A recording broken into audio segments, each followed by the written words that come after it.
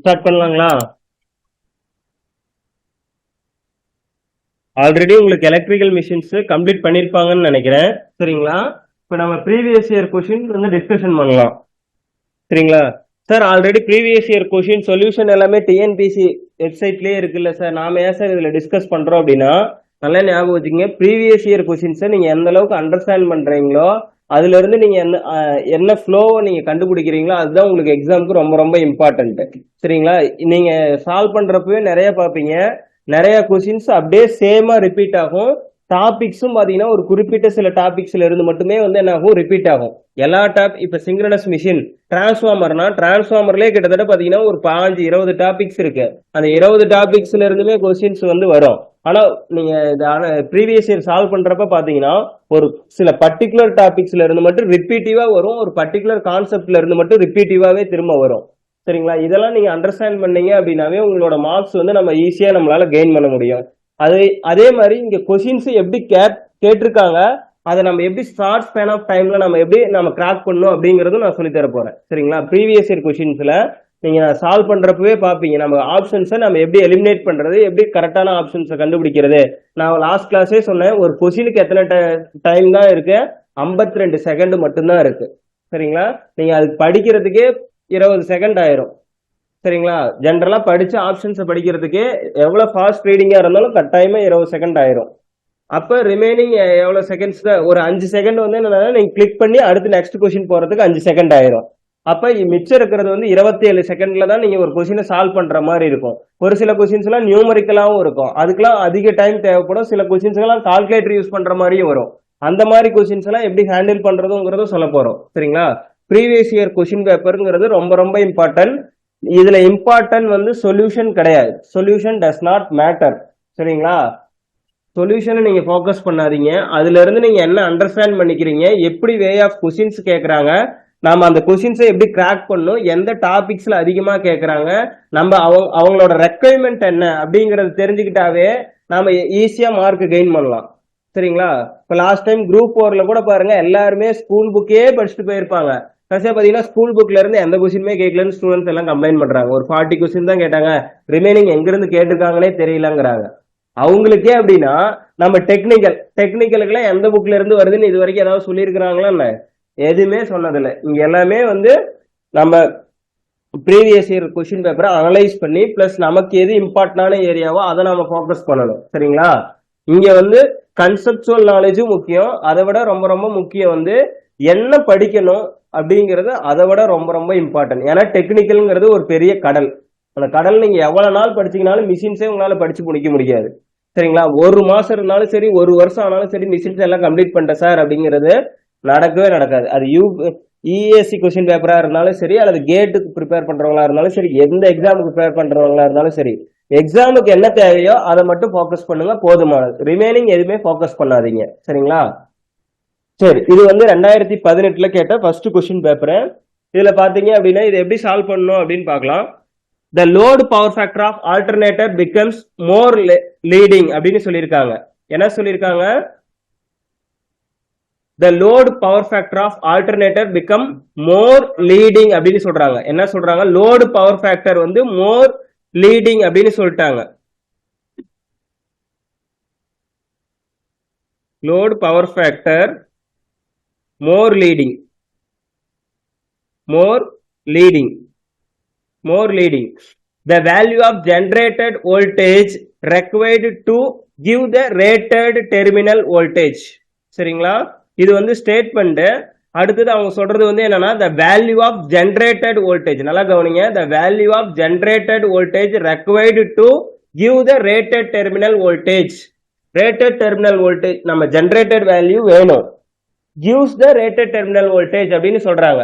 அப்ப இதுல இருந்து நீங்க ஒரு விஷயம் நல்லா புரிஞ்சுக்கணும். Load power factor become more leading அப்படின்னு சொல்லியிருக்காங்க. இதுதான் நமக்கு கொடுத்திருக்கக்கூடிய இன்ஃபர்மேஷன். இது எதையும் ரிலேட் பண்ணி கேட்டிருக்காங்க. Induced voltage or induced EMF or generated voltage எல்லாமே ஒண்ணுதான். சரிங்களா? Plus terminal voltage, rated terminal voltage VT கேட்டிருக்காங்க. இது ரெண்டையும் ரிலேட் பண்ணி தான் கொஸ்டின் கேட்டிருக்காங்க. நீங்க ஆல்ரெடி சிங்க்ரனஸ் மிஷின்ல படிச்சிருப்பீங்க. மொத்தம் 3 விதமா நம்ம ரிலேட் பண்ணுவோம். சரிங்களா? ஒன்னு வந்து என்னது, சிங்க்ரனஸ் மிஷினை அண்டர் எக்ஸைட்டேஷன்லயும் ஒர்க் ஆப்ரேஷன் பண்ணுவோம், normal excitation and then over excitation அப்படின்னு மொத்தம் 3 விதமான கான்செப்ட் இருக்கு. சரிங்களா? அதுல அண்டர் எக்ஸைட்டேஷன் அப்படின்னா ஒரு கண்டிஷன் இருக்கும், over excitation and then normal excitation. Under excitation அப்படிங்கிறப்ப ஜென்ரேட்டர் அப்படின்னா அண்டர் எக்ஸைட்டேஷன்ல என்ன பவர் ஃபேக்டரா ஒர்க் ஆகும் அப்படின்னா it's a leading power factor. Normal எக்ஸைட்டேஷன்ல வந்து என்னவா ஒர்க் ஆகும் அப்படின்னா யூனிட்டி பவர் ஃபேக்டர். அந்த ஓவர் எக்ஸைட்டேஷன்ல வந்து என்னவா ஒர்க் ஆகும்னா லாகிங் பவர் ஃபேக்டரா ஒர்க் ஆகும். அதெல்லாம் ஒர்க்கிங் கண்டிஷன். ஆனா இங்க கொடுத்திருக்கிறது என்ன பவர் ஃபேக்டர் கொடுத்திருக்காங்க? Load power factor of the alternator. அப்ப நீங்க ஆல்டர்னேட்டருக்கு ஒரு லோடு கனெக்ட் பண்றீங்க, அந்த லோடு என்ன லோடுன்னு கொடுத்துட்டாங்க உங்களுக்கு? Leading power factor load. Leading power factor load அப்படின்னா கண்டிஷன் இருக்கும், நீங்க டிரான்ஸ்ஃபார்மர்லயுமே படிச்சிருப்பீங்க. இன்டியூஸ்டு இஎம்எஃப் வந்து என்னவா இருக்கும்னா அதிகமா இருக்கும். எதை விட? டெர்மினல் வோல்டேஜை விட அதிகமா இருக்கும். சரிங்களா? டெர்மினல் வோல்டேஜ் விட வந்து என்னவா இருக்கும்? இன்டியூஸ்டு இஎம்எஃப் அதிகமா இருக்கும். எப்ப? லீடிங் பவர் ஃபேக்டர் லோடு நீங்க கனெக்ட் பண்றப்ப. இதே lagging power factor load connect பண்ணீங்க அப்படின்னா இன்டியூஸ்டு இஎம்எஃப் இ வந்து என்னவா இருக்கும்? கம்மியா இருக்கும். எதை விட அப்படின்னா வியை விட. இந்த விங்கிறது ரேட்டட் டெர்மினல் வோல்டேஜ், இது induced EMF or generated voltage. இதேதான் டிரான்ஸ்ஃபார்மர் இருக்கும். டிரான்ஸ்ஃபார்மர்னு சொல்லியிருந்தாலுமே leading power factor load connect பண்ணீங்கன்னா இன்டியூஸ்டு இஎம்எஃப் பெருசா இருக்கும், டெர்மினல் வோல்டேஜ் கம்மியா இருக்கும். அதே வந்து என்னவா இருக்கும் அப்படின்னா இன்டியூஸ்டு இஎம்எஃப் கம்மியா இருக்கும், வோல்டேஜ் வந்து அதிகமா இருக்கும். எதுல? லாகிங் பவர் ஃபேக்டர்ல. இங்க அவங்க என்ன கேக்குறாங்க நமக்கு? the value of generated voltage required to give the rated terminal voltage. the value of required rated terminal voltage வேணும் அப்படின்னா என்ன பண்ணணும்? நீங்க உங்களுக்கு VT வேணும் அப்பனா நீங்க E வந்து என்ன பண்ணணும்? குறைக்கணும். கரெக்டா? பாருங்க, அப்ப E வந்து நம்ம என்ன பண்ணணும்? நம்ம டிக்ரீஸ் பண்ணணும். சரிங்களா? E நம்ம டிக்ரீஸ் பண்ணனாதான் என்ன சொல்ல முடியும்? E is equal to V ன்னு வரும். அப்ப ஆப்ஷன் வந்து என்னது? Option C is a correct answer. சரிங்களா? இதுல ரொம்ப இம்பார்ட்டன்டான தெரிஞ்சுக்க வேண்டிய விஷயம் ஒண்ணு நல்லா ஞாபகம் வச்சுக்கங்க. லீடிங் பவர் ஃபேக்டர் அப்படின்னா இன்டியூஸ்டு இஎம்எஃப் கிரேட்டரா இருக்கும், வோல்டேஜ் வந்து என்னவா இருக்கும்? கம்மியா இருக்கும். அதே lagging power factor load connect பண்ணோம்னா இ லெஸரா இருக்கும், வி வந்து என்னவா இருக்கும்? கிரேட்டரா இருக்கும். சார் இதே சப்போஸ் யூனிட்டி பவர் ஃபேக்டர் லோடா இருந்துச்சுன்னா என்ன சார் ஆகும்? யூனிட்டி பவர் ஃபேக்டர் லோடா இருந்தாலும் இ வந்து கம்மியா இருக்கும், வி வந்து அதிகமா இருக்கும். சரிங்களா? யூனிட்டி பவர் ஃபேக்டர் லோடா இருந்தாலும் இ வந்து கம்மியா இருக்கும், வி வந்து என்னவா இருக்கும்? அதிகமா இருக்கும். ஏன்னா unity power factor load will follow as a lagging power factor load. Lagging power factor லோட தான் வந்து என்ன பண்ணும்? Unity power factor load follow பண்ணும் ஆல்டர்னேட்டர்ல. சரிங்களா? ரொம்ப ரொம்ப இம்பார்ட்டன்ட். இதை மட்டும் நீங்க நோட் பண்ணி வச்சுக்கங்க. லீடிங் பவர் ஃபேக்டர்னா E greater than V, lagging power ஃபேக்டர்னா E less than V, unity power ஃபேக்டர்னா இ லெஸ் தென் வி. இது மட்டும் தெரிஞ்சதுன்னா போதும், ஆட்டோமேட்டிக்கா இந்த கொஸ்டின் நீங்க சால்வ் பண்ணிடலாம். அடுத்து நெக்ஸ்ட் கொஸ்டின் போலாங்களா? இல்ல ஏதாவது டவுட் இருக்கா? இல்ல இது புரியல அப்படின்னா சொல்லுங்க, நான் வேற விதமாவும் நான் சொல்றேன். சரிங்களா?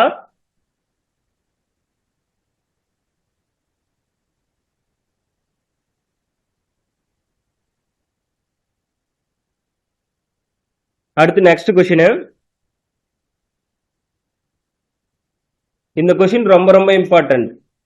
இது வந்து ரிப்பீட்டிவா எல்லா எக்ஸாம்லயுமே கேட்கக்கூடிய கொஸ்டின். அதனால இந்த கொஸ்டின் கொஞ்சம் நல்லா கவனிங்க. என்ன கேக்குறாங்க? the synchronous condenser means. synchronous condenser means. synchronous condenser அப்படின்னா synchronous machine will operate. நான் சொன்னேன் 3 conditions அப்படின்னு சொன்னோம். என்ன condition? Under excitation, normal excitation, over excitation சொல்லலாம். அப்ப சிங்க்ரனஸ் கண்டென்சர் எப்போ ஒர்க் ஆகும் அப்படின்னா சிங்க்ரனஸ் கண்டென்சரா எப்போ ஒர்க் ஆகும் அப்படின்னா நம்ம ஓவர் எக்ஸைட்டேஷன் கண்டிஷன்ல ஆப்ரேட் பண்ணோம். நம்மளோட சிங்க்ரனஸ் மிஷினை ஓவர் எக்ஸைட்டேஷன் கண்டிஷன்ல ஆப்ரேட் பண்ணோம்னா we can work as an synchronous condenser. சரிங்களா? நல்லா ஞாபகம் வச்சுங்க. நம்மளோட சிங்க்ரனஸ் மோட்டரை ஓவர் எக்ஸைட்டேஷன் கண்டிஷன்ல ஆப்ரேட் பண்ணோம்னா we can work as an synchronous condenser. synchronous condenser வந்து என்ன ஆகும்? ஒர்க் ஆகும். அதுல ரொம்ப ரொம்ப முக்கியம் நோ லோட் கண்டிஷனா அல்லது வித் லோட் கண்டிஷனாங்கிறது தான் முக்கியம். சரிங்களா? அதுல நோ லோட் கண்டிஷன் அப்படிங்கறத ரொம்ப ரொம்ப இம்பார்ட்டன்ட். இதுல வந்து பாத்தீங்கன்னா நோ லோட் கண்டிஷன் கொடுத்துட்டாங்க டைரக்டாவே. ஆனா சில கொஸ்டின் பேப்பர்ல நோ லோட் கண்டிஷன் கொடுத்திருப்பாங்க, சாரி லோடட் கண்டிஷன் கொடுத்திருப்பாங்க. சரிங்களா? சிங்க்ரனஸ் கண்டென்சர் அப்படின்னாவே over excitation under no load கண்டிஷன்ல தான் சிங்க்ரனஸ் கண்டென்சரா ஒர்க் ஆகும். சரிங்களா? இது ரொம்ப ரொம்ப important. Option D is a correct answer.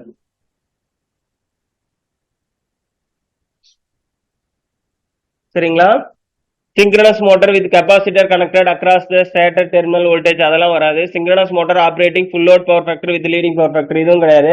இங்க பாருங்க, over excited partially supplying mechanical load போட்டிருக்காங்களா, கொடுத்திருக்காங்களா? ஆப்ஷன்ல பாருங்க என்னவா கொடுத்திருக்காங்க, partially supplying mechanical load and also improve the power factor of the system load. இதுவும் பாருங்க என்ன கண்டிஷன் தான் கொடுத்திருக்காங்க, ஓவர் எக்ஸைட்டேஷன். ஏன் அது ஆப்ஷன் கிடையாது? சப்ளையிங் மெக்கானிக்கல் லோடுன்னு சொல்லியிருக்காங்க. லோடட் கண்டிஷன்ல அது என்னவா ஒர்க் ஆகாதுன்னா சிங்க்ரனஸ் கண்டென்சரா ஒர்க் ஆகாது. பர்ஃபெக்ட் சிங்க்ரனஸ் கண்டென்சரா ஒர்க் ஆகாது. நோ லோட் கண்டிஷன்ல தான் வந்து என்னவா ஒர்க் ஆகும், சிங்க்ரனஸ் கண்டென்சரா ஒர்க் ஆகும். அல்லது சிங்க்ரனஸ் கண்டென்சருக்கு பதிலா சிங்க்ரனஸ் கெபாசிட்டர்னு வேணாலும் கொடுப்பாங்க. சரிங்களா? நான் இதை பத்தி நான் இன்னும் நிறைய கொஸ்டின்ஸ் பின்னாடி இதே மாதிரி ரிப்பீட்டிவா வரும், அங்க நிறைய நான் சொல்றேன். அதே மாதிரி சிங்க்ரனஸ் மோட்டார் நல்லா கவனிங்க. இந்த synchronous motor synchronous motor is operated under excitation condition. Synchronous motor operate under கீழே எழுதிக்கங்க. synchronous motor operate under excitation condition. operated under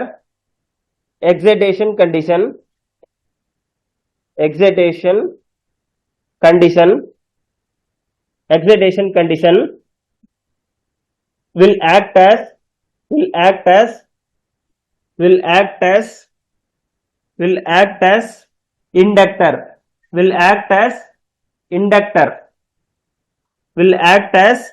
inductor or synchronous coil அப்படின்னு கொடுத்திருப்பாங்க. will act as inductor or synchronous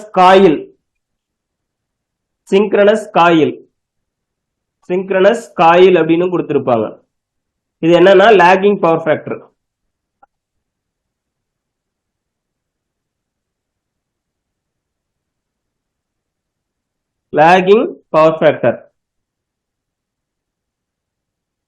நல்லா ஞாபகம் வச்சுக்கங்க. இந்த மாதிரி theoretical question வந்ததுன்னா 4 option படிச்சுட்டு இருந்தா டைம் வேஸ்ட் ஆகுமா உங்களுக்கு?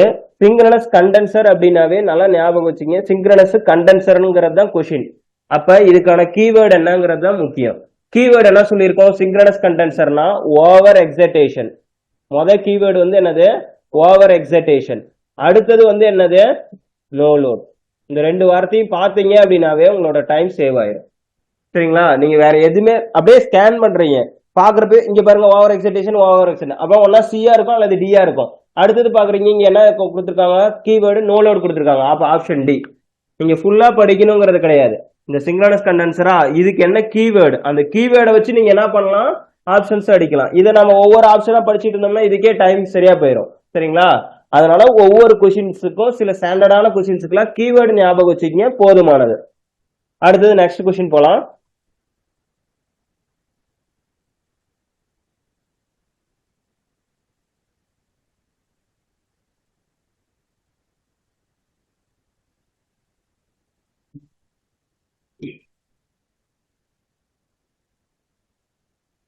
அடுத்த கொஸ்டின் பாருங்க, இண்டக்ஷன் மோட்டர்ல இருந்து.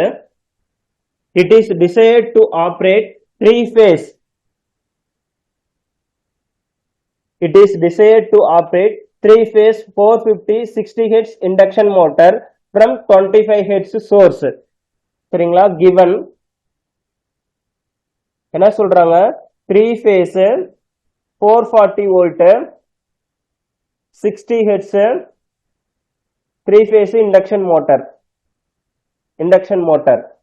from 25 Hz source வந்து எவ்வளவு சொல்லியிருக்காங்க, from 25 Hz source.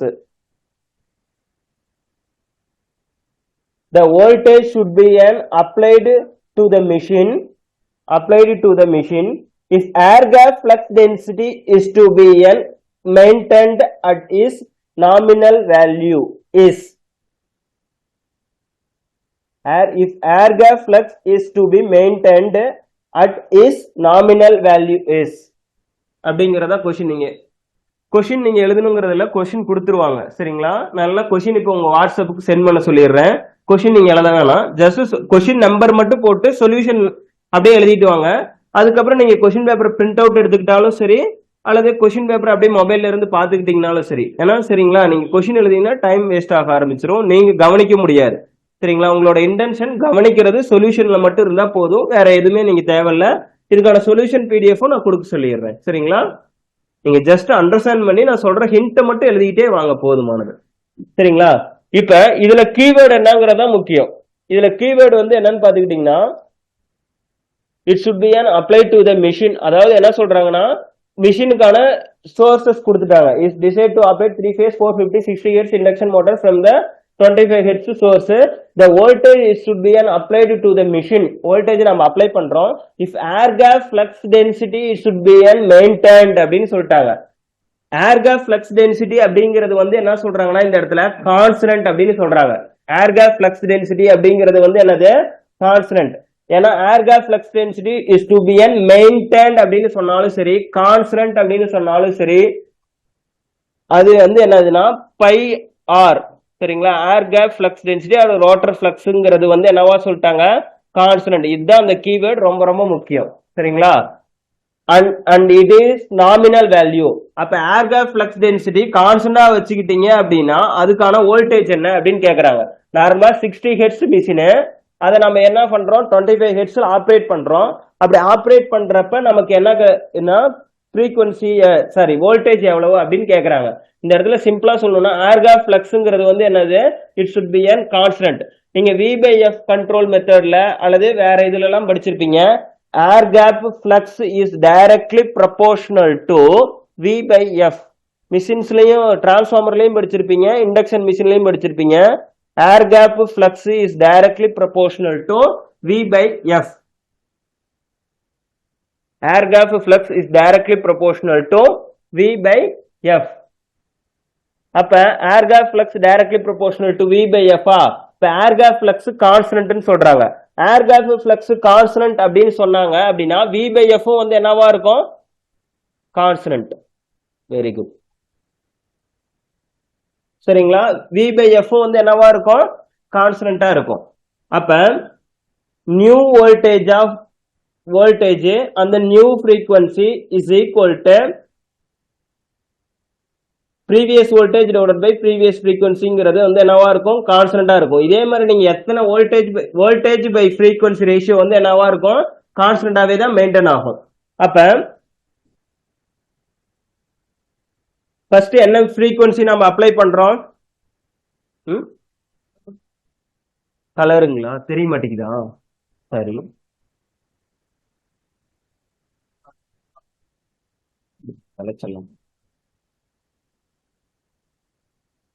ரெட்ல எழுதுனா தெரியுதுங்களா? ப்ளூ வந்து இதுல இல்லையா? கிருப்பையா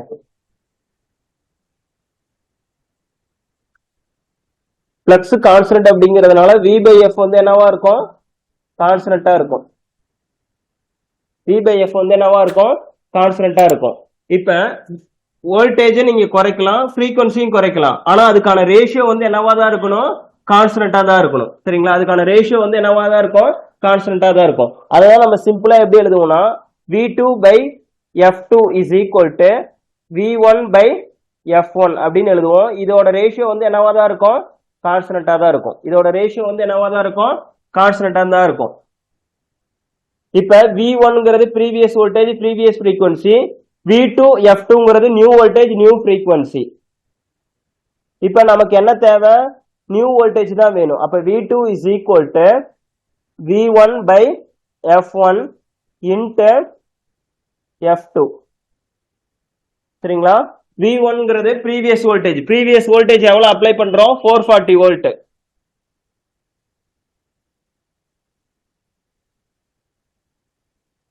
எவ்வளவு ஃப்ரீக்வன்சி கொடுத்திருக்காங்க?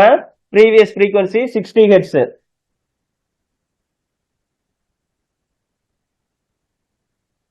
Into new value of frequency எவ்வளவு குறைக்கிறீங்க? 25 Hz. அப்ப இதை சால்வ் பண்ணீங்கன்னா என்ன ஒரு ஆன்சர்? 0 0 கேன்சல் பண்ணிடுவோம். இதை 2ஆல கேன்சல் பண்ணீங்கன்னா என்ன வரும்?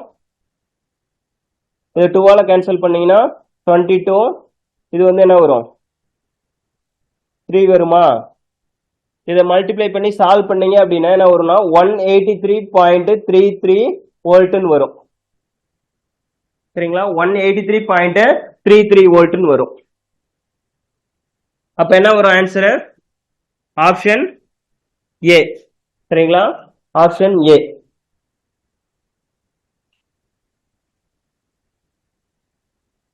டிரான்ஸ்ஃபார்மர்லயும் சரி அண்ட் தென் சிங்க்ரனஸ் மிஷின்லயும் சரி ஏர் கேப் ஃப்ளக்ஸ் அப்படிங்கிறது கான்ஸ்டன்ட் அப்படின்னு கொடுத்துட்டாங்கன்னா, ஏர் கேப் ஃப்ளக்ஸ் அல்லது ஃப்ளக்ஸ் அப்படின்னு சொல்லி கொடுத்துட்டாங்க அப்படின்னா the flux is directly proportional to V by F. சரிங்களா? Air gap flux should be an constant னு சொல்லிட்டாங்கன்னா V by F ரேஷியோ வந்து என்னவா இருக்கும்? கான்ஸ்டன்டா இருக்கும்னு அர்த்தம். V by F ரேஷியோ கான்ஸ்டன்ட்னா நீங்க எத்தனை வோல்டேஜ் எவ்வளவு ஃப்ரீக்வன்சி சேஞ்ச் பண்ணீங்கனாலும் அதோட ரேஷியோ வந்து கான்ஸ்டன்டாவே தான் இருக்கும். சப்போஸ் இது V3 by F3, அடுத்தது V2 by F2, இதே மாதிரி எத்தனை ரேஷியோ நீங்க எழுதிட்டு போனீங்கனாலும் அது எல்லாமே வந்து என்னவா தான் இருக்கும்? ஈக்குவலா தான் இருக்கும். சரிங்களா? இதை சால்வ் பண்ணீங்க அப்படின்னா 183.33 volt. Option A is correct answer. Sir இதை இவ்வளவு நேரம் சால்வ் பண்ணிட்டு இருந்தா எனக்குலாம் டைம் ஆகும் சார், எனக்குலாம் இது 52 செகண்டுக்கான கொஸ்டினா சார் அப்படின்னா இல்ல. இதை நாம எப்படி வேற விதமா சால்வ் பண்ணணும், ஷார்ட்கட்ல எப்படி சால்வ் பண்ணணுங்கிறத நான் சொல்றேன், அதை மட்டும் நல்லா கவனிங்க. இந்த மாதிரி நீங்க பேனா பென்சில் இதை எப்படி சிம்பிளா சால்வ் பண்றது அப்படின்னு கவனிங்க. அதாவது நம்ம என்ன தேவையில்ல அப்படின்னா பென்சில் கால்குலேஷன் இதெல்லாம் வந்து ரொம்ப சிம்பிளா பண்ணலாம். எப்படி பண்ணலாம்னா ஏர் கேப் ஃப்ளக்ஸ் கான்ஸ்டன்ட் சொல்லிட்டாங்கன்னா V by F ரேஷியோ வந்து என்னவா இருக்கும்? கான்ஸ்டன்டா இருக்கும்னு சொல்லிட்டாங்க. V by F ரேஷியோ வந்து என்னவா இருக்கும்னு சொல்லிட்டாங்க? கான்ஸ்டன்டா தான் இருக்கும்னு சொல்லிட்டாங்க. அப்ப V by F ratio constant அப்படின்னா நல்லா கவனிங்க, V by F கான்ஸ்டன்ட்னு சொல்லிட்டாங்க. இப்ப பாருங்க, நம்ம நார்மலா ஃப்ரீக்வன்சி என்ன ஃப்ரீக்வன்சில கொடுத்திருக்காங்க ஆப்ரேட் ஆகுது இண்டக்ஷன் மிஷின்? 60 ஹெர்ட்ஸ்ல ஆப்ரேட் ஆகுது. இதை எந்த ஃப்ரீக்வன்சிக்கு குறைக்கிறாங்க? 60 ஹெர்ட்ஸ்ல இருந்து எவ்வளவுக்கு குறைக்கிறாங்க? 60 ஹெர்ட்ஸ்ல இருந்து 25 ஹெர்ட்ஸுக்கு குறைக்கிறாங்க. அப்ப ஃப்ரீக்வன்சியை நாம என்ன பண்றோம்? குறைக்கிறோம். 60 ஹெர்ட்ஸ்ல இருந்து 25 ஹெர்ட்ஸுக்கு குறைக்கிறோம். அப்ப இங்க ஃப்ரீக்வன்சி குறைச்சோம் அப்படின்னா இங்க நார்மலா 440 வோல்ட்டே வச்சிருந்து இங்க குறைச்சோம்னா இது கான்ஸ்டன்டா மெயின்டைன் ஆகுமா? ஆகாது. அப்ப இது கான்ஸ்டன்டா மெயின்டைன் பண்ணணும் அப்படின்னா ஃப்ரீக்வன்சியை குறைச்சோம் அப்படின்னா வோல்டேஜையும் வந்து நம்ம என்ன பண்ணி ஆகணும்? அதிகப்படுத்தணுமா குறைக்கணுமா? குறைக்கணும். கட்டாயமா இங்க பாருங்க, இதை கான்ஸ்டன்டா மெயின்டைன் பண்ணணும்னா இங்க ஃப்ரீக்வன்சியை இப்ப இன்னும் சிம்பிளா சொல்லணும் அப்படின்னா இது கான்ஸ்டன்டா, இந்த ஃப்ரீக்வன்சி அந்த பக்கம் கொண்டு போயிருங்க. அப்ப ஃப்ரீக்வன்சி அந்த பக்கம் கொண்டு போயிட்டீங்கன்னா voltage is equal to constant into ஃப்ரீக்வன்சியா? Constant into frequency. அப்ப கான்ஸ்டன்ட்டை ரிமூவ் பண்ணோம் அப்படின்னா voltage is directly proportional to ஃப்ரீக்வன்சியா? Voltage frequency directly proportional. அப்ப ஃப்ரீக்வன்சியை குறைச்சிங்க அப்படின்னா வோல்டேஜும் ஆட்டோமேட்டிக்கா வந்து என்ன ஆகும்? குறையுமா? சிம்பிளான லாஜிக். அப்ப 60 ஹெர்ட்ஸ்ல இருந்து 25 ஹெர்ட்ஸ் குறைச்சிங்க அப்படின்னா வோல்டேஜும் ஆட்டோமேட்டிக்கா குறையும். அப்ப 450 வோல்ட் கட்டாயமா ஆன்சர் வராது. 450 வோல்ட் கூட வந்து என்னவா தான் இருக்கும்? கம்மியா தான் இருக்கும். இப்ப 4 ஆப்ஷனையும் செக் பண்ணி பாருங்க. 450 வோல்ட்ல எது எது எச்சா இருக்குதோ அது கட்டாயமா என்ன வராது? ஆன்சரா வராது. ஆப்ஷன் பி ஆன்சரா வருமா? வராது. ஏன்னா பாருங்க 1056 வோல்டேஜ் கொடுத்திருக்காங்க. அந்த இது வந்து என்னது 609.7 வோல்ட் கொடுத்திருக்காங்க. இதுவும் வராது. அப்ப ஒன்னா ஆப்ஷன் ஏ வரலாம், அப்படி இல்லைன்னா என்ன வரலாம்? உங்களுக்கு சி வரலாம். இது ரெண்டுல தான் ஏதாவது ஒரு ஆன்சரா வரும். இந்த ரெண்டு ஆன்சர்ல எது கரெக்ட்ங்கிறதுக்கு நம்ம ஈஸியா கண்டுபிடிச்சிடலாம். இதுவும் நீங்க எப்படி கண்டுபிடிக்கலாம்னா இந்த மல்டிபிகேஷன் டிவிஷன் பண்றப்ப ஃபர்ஸ்ட் 2 டிஜிட் வரப்பவே நீங்க ஆன்சர் இங்க சூஸ் பண்ணிடணும். சரிங்களா? ஃபர்ஸ்ட் 2 டிஜிட் வரப்பவே நீங்க என்ன பண்ணலாம்? கட்டாயமா சி வராது, ஏ வருதுன்னு டிசைட் பண்ணிடணும். மறுபடியும் ஃபர்தரா கால்குலேஷன் நீங்க மூவ் பண்ணக்கூடாது. இது ஃபர்ஸ்ட் 2வது டிஜிட் ரெண்டும் சேமா வந்தாதான் அடுத்த டிஜிட் கால்குலேஷனுக்கே நீங்க உள்ள போகணும். இல்லைன்னா அதுக்கு முன்னாடியே நிறுத்திட்டு ஆன்சர் டிக் பண்ணிட்டு அடுத்த கொஸ்டினுக்கு போயிடணும். இல்லைன்னா டைம் வந்து வேஸ்ட் ஆக ஆரம்பிச்சிடும். சரிங்களா? 2 ஆப்ஷன்ஸ் இதுல இருந்து நம்ம என்ன பண்ணிடலாம்? எலிமினேட் பண்ணிடலாம். ஜஸ்ட் இந்த கான்செப்ட் மட்டும் தெரிஞ்சுக்கிட்டீங்கன்னா போதுமானது. சரிங்களா? V by F கான்ஸ்டன்ட் அப்படின்னா V directly proportional to frequency. Frequency decrease பண்ணீங்கன்னா வோல்டேஜும் வந்து என்ன ஆகும்? டிக்ரீஸ் ஆகும். டிக்ரீஸ் ஆச்சுன்னா இங்க பாருங்க ஃப்ரீக்வன்சியை 60 ஹெர்ட்ஸ்ல இருந்து 25 ஹெர்ட்ஸா குறைக்கிறோம். அப்ப 440 வோல்ட்டை விட கம்மியா தான் இருக்கும். அப்ப எது ஆப்ஷனா வரலாம்? ஏ வரலாம், அல்லது வந்து என்னவா வரலாம்? சி வரலாம். ரைட் ஓகேங்களா? அது எதுன்னு சொல்றதுக்கு தான் இந்த கால்குலேஷன். ரைட் ஓகேவா? அடுத்து next question போலாங்களா?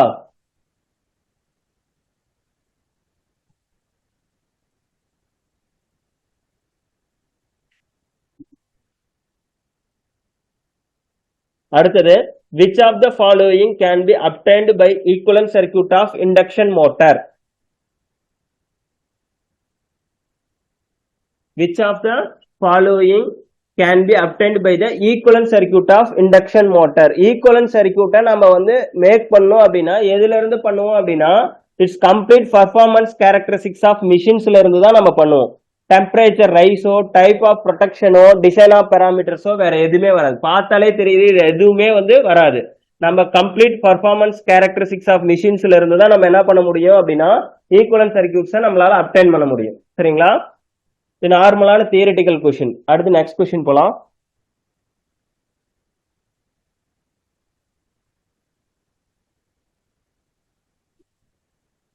The advantages of double screw cage induction motor. நல்லா கவனிங்க, ordinary screw cage induction motor கிடையாது, double screw cage induction motor. ஏன் sir double screw cage induction motor என்ன பர்பஸ்க்காக பண்ணோம் அப்படின்னா, நார்மலா கவனிங்க, உங்களுக்கு இதுல சிலபஸ்ல இது இருக்கும். Types of squirrel cage induction motor phase rotor base பண்ணி ரெண்டு விதமான கிளாசிபிகேஷன் இருக்கு. ஒன்னு ஸ்க்ரூ கேஜ் இண்டக்ஷன் மோட்டர், இன்னொன்னு வந்து என்னது ஸ்லிப்பரிங் இண்டக்ஷன் மோட்டர்னு ரெண்டு டைப் இருக்கு. ஸ்க்ரூ கேஜ் இண்டக்ஷன் மோட்டர்ல ஸ்டார்டிங் டார்க் ரொம்ப ரொம்ப ரொம்ப ரொம்ப கம்மியா இருக்கும். சரிங்களா? ரன்னிங் கண்டிஷன்ல மேக்ஸிமம் டார்க் ஃபுல் லோட் டார்க்லாம் அதிகமா இருக்கும். சரிங்களா? ஏன்னா இதுல ரோட்டர் பார்ஸை நம்ம ஷார்ட் சர்க்யூட் பண்ணிடுவோம். எதுலன்னா ஸ்க்ரூ கேஜ் இண்டக்ஷன் மோட்டர்ல. அதனால ரோட்டர் ரெசிஸ்டன்ஸ் கம்மியா இருக்கும். அதனால ஸ்டார்டிங் டார்க் வந்து என்னவா இருக்கும்? கம்மியா இருக்கும். அதே ஸ்லிப்பரிங் இண்டக்ஷன் மோட்டர்ல ரோட்டர் ரெசிஸ்டன்ஸை எக்ஸ்ட்ரா ஆட் பண்ணுவோம். அதனால வந்து ஸ்டார்டிங் டார்க் அதிகமா இருக்கும். ஆனா ரன்னிங் கண்டிஷன்ல டார்க் அந்த அளவுக்கு பர்ஃபார்மன்ஸ் இருக்காது. சரிங்களா? அது ஸ்லிப்பரிங் இண்டக்ஷன் மோட்டர். ஆனா ஸ்க்ரூ கேஜ் இண்டக்ஷன் மோட்டர்ல ஸ்டார்டிங் டார்க் மட்டும் கம்மியா இருக்கும். ஆனா ரன்னிங் டார்க் எல்லாமே எக்ஸ்டர்னலா இருக்கும். அப்ப இதுல ஸ்டார்டிங் டார்க் தான் ப்ராப்ளம். இதை வந்து இம்ப்ரூவ் பண்ணணும் அப்படிங்கிறதுக்காக ஸ்பெஷல் டிசைன் பண்ணாங்க. அப்படி ஸ்பெஷல் டிசைன் பண்றப்ப என்ன பண்ணாங்கன்னா டீப் பார் ரோட்டர் பண்ணாங்க, இன்னொன்னு double screw cage induction motor பண்ணாங்க. அப்ப டபுள் ஸ்க்ரூ கேஜ் இண்டக்ஷன் மோட்டர்ங்கிறது எது என்ன பர்பஸ்க்காக வந்தது அப்படின்னா, அடுத்தது டார்க் ஸ்லிப் கேரக்டரிஸ்டிக்ஸ் நீங்க பார்த்திருப்பீங்க. சரிங்களா? Torque speed characteristics or torque slip characteristics சொல்லுவோம். இது ஸ்பீடு, இது வந்து என்னது அப்படின்னா டார்க். சரிங்களா?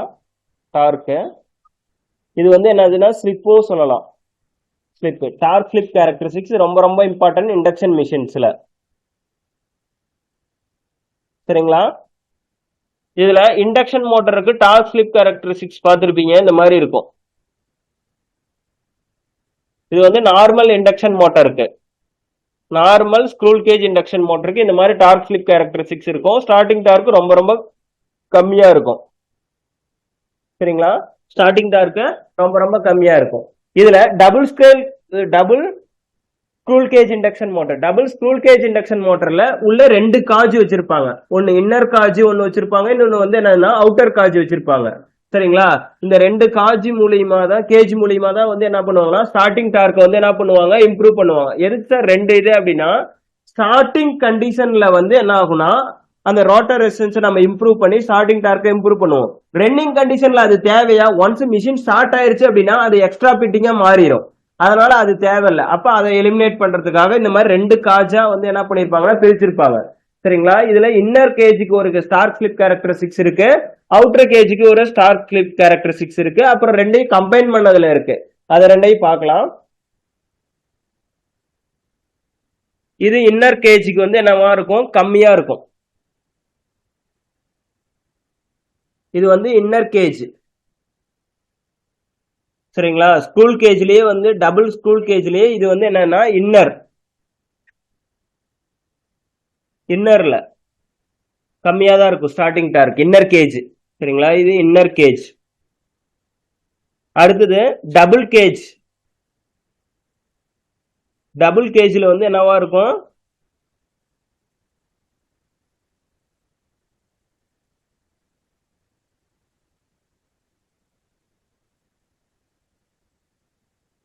Double cage. இது வந்து என்னதுன்னா double cage. Sorry outer cage, double cage கிடையாது, அவுட்டர் கேஜ்.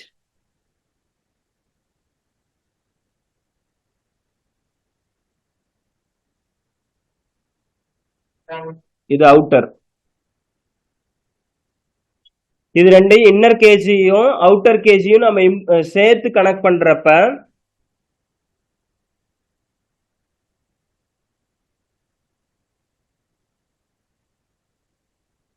அதிகமா இருக்கும் ஸ்டார்டிங் டார்க்.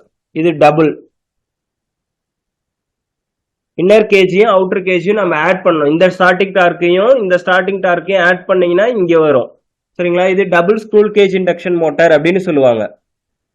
இதுல பாத்தீங்கன்னா அவுட்டர் கேஜிக்கும் இன்னர் கேஜிக்கும் உள்ள டிஃபரன்ஸ் இருக்கும் தெரியும். பாத்தீங்கன்னா தெரியும், அவுட்டர் கேஜியோட ஸ்டார்டிங் டார்க் வந்து என்னவா இருக்கும்? அதிகமா இருக்கும்.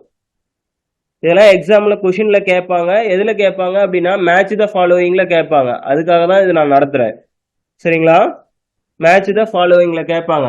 Double squirrel cage induction motor, single squirrel cage induction motor, deep bar rotor squirrel cage induction motor அப்படின்னு சொல்லிட்டு கொடுத்துட்டு இந்த பக்கம் ஸ்டார்டிங் டார்க்கான ஆர்டர் கொடுத்துருவாங்க. சரிங்களா? ஃபர்ஸ்ட், செகண்ட், தேர்டு அப்படின்னு சொல்லிட்டு அதுல நீங்க மேட்ச் த ஃபாலோவிங் எழுதுற மாதிரி இருக்கும். சரிங்களா? இதுல அவுட்டர் காஜுக்கான ஸ்டார்டிங் டார்க் அதிகமா இருக்கும். எதை விட? இன்னர் கேஜை விட.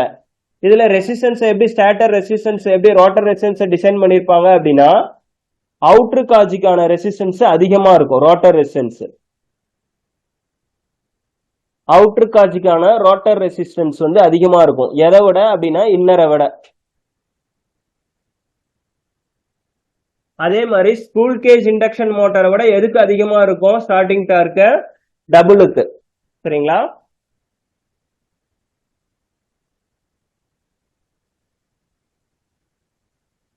இது மட்டும் தெரிஞ்சு வச்சுக்கோங்க. நார்மல் ஸ்கூல் கேஜ் இண்டக்ஷன் மோட்டரை விட ஸ்டார்டிங் டார்க் எதுக்கு அதிகமா இருக்கும்? டபுள் ஸ்கூல் கேஜ் இண்டக்ஷன் மோட்டருக்கு அதிகமா இருக்கும். சார் இதே suppose deep bar rotor slot இருக்கும். சரிங்களா? Deep bar rotor squirrel cage induction மோட்டர்னு ஒன்னு இருக்கும். ஸ்கூல் கேஜ் இண்டக்ஷன் மோட்டார் இருக்கும். இதுக்கு ஸ்டார்டிங் டார்க் எப்படி சார் இருக்குன்னா இது ரெண்டுக்கும் இன் பிட்வீன்ல இருக்கும். இது ரெண்டுக்கும் இன் பிட்வீன்ல வரும். சரிங்களா? அது ரெண்டுக்கும் இன் பிட்வீன்ல தான் டீப் பார் ரோட்டர் ஸ்லாட் இருக்கும். இருக்கிறதுலே ஹையஸ்ட் ஸ்டார்டிங் டார்க் எதுதான் ப்ரொவைட் பண்ணும்னா double squirrel cage induction motor தான் ப்ரொவைட் பண்ணும். சரிங்களா? அப்ப ஆர்டர் வைஸ் பாக்குறப்ப இருக்கிறதுலே top most highest starting torque squirrel கேஜ்ல இருக்கிறது வந்து என்னது? டபுள். அதுக்கு அடுத்தது இருக்கிறது வந்து என்னது? Deep rotor bar. அதுக்கப்புறம் இருக்கிறது வந்து என்னது? Squirrel cage. சப்போஸ் இன்னரும் அவுட்டரும் கொடுத்திருந்தாங்க அப்படின்னா இதுல எது இடையில எது வந்துடும்? அவுட்டர் வந்துடும். கடைசியா இருக்கிறதுலே ரொம்ப ரொம்ப ஸ்கூல் கேஜை விட கம்மியா இருக்கிறது வந்து என்னது? Inner gauge induction motor. சரிங்களா?